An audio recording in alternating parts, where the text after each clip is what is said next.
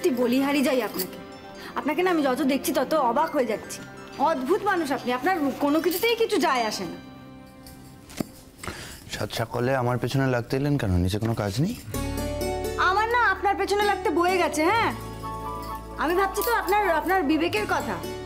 এই মামুনি না থাকলে আপনি থাকতে পারছেন না, মামুনির জন্য এত কষ্ট, অথচ এরকম নিষ্ক্রিয় হয়ে বসে থাকলে মামুনিকে যে খুঁজে পাওয়া যাবে না সেই বিবেকটা নেই, সেই বোধটা নেই। তা কি করবো? রাস্তায় রাস্তায় খুঁজে বেড়াবো মামুনিকে? যেখানে দেখাচ্ছিল দেখেছি। আরে বাবা তো রোজ যাচ্ছে, বাবা যাচ্ছে না গাড়ি নিয়ে?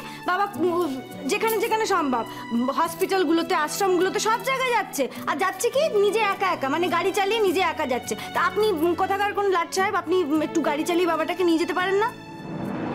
না, পারি না। আর আপনার যখন এত দরদ উতলে পড়ছে, আপনি নিজে যান, আমায় অর্ডার করবেন না। হ্যাঁ, আমি গাড়ি চালাতে পারলে আমি নিজেই যেতাম।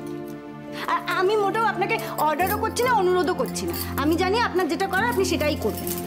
হ্যাঁ, একদম ঠিক জানেন আপনি। আমার যেটা করার, আমি যেটা ঠিক মনে করবো আমি সেটাই করব। সারা জীবন তাই করেছি, আগামী দিনেও তাই করব। আর বাবা এখন বড্ড খুঁজছে মামুনিকে। হ্যাঁ, তা মামুনি যাওয়ার আগে একবারও চেষ্টা করলো না কেন মামুনিকে আটকানোর? একবার বলতে পারতো তো সবার সামনে যে আমি বিশ্বাস করি না। তা না করে বললো যে গৃহদেবতাকে ছুঁয়ে নাকি বলতে হবে সবার সামনে। কম অপমান তো করেনি আমার মামুনিকে। এখন চলে গেছে, খুঁজছে, খুঁজুক, যা ইচ্ছে করুক, আমি ওসবে মাথা ঘামাতে চাই না। ব্যাস, বুঝেছেন?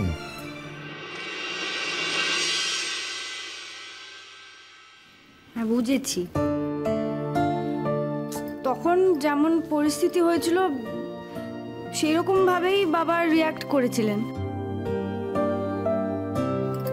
এখন বাবার ভুল বুঝতে পেরেছেন তো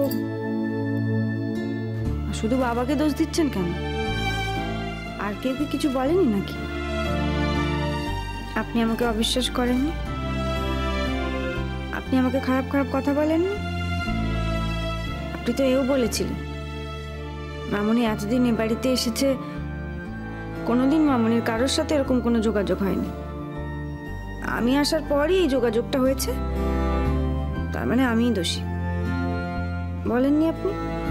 হ্যাঁ, বলেছিলাম, কারণ তখন আমার তাই মনে হয়েছিল, তাই বলেছিলাম। তার মানে আপনারও কোনো দোষ নেই, তাই তো? তাহলে তো ঠিকই হলো, বাবারও তাই মনে হয়েছিল, তখন তাই বলেছিল।